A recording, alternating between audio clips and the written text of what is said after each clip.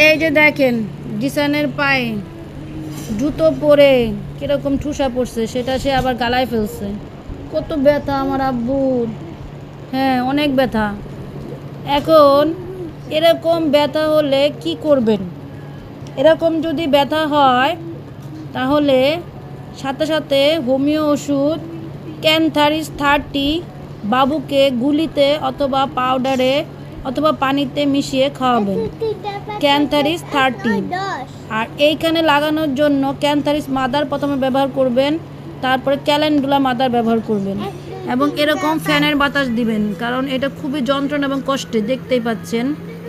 এবং যদি আরও ব্যথা করে ওই ক্যানথারিসের পাশাপাশি আপনারা হিপারসাল 30 এবং আর্নিকা 30 খাওয়াতে পারেন, এরকম যাতে কোনো বাবু ব্যথা না পায় সেটাই আমাদের কাম্য।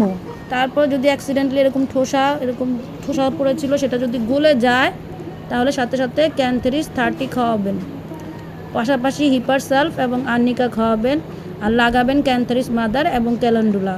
জ্যোতি হোমিওল সবসময় আপনাদের পাশে থাকবে। এরকম অসুবিধা হলে অবশ্যই আমাদেরকে ফোন দিয়ে জানাবেন।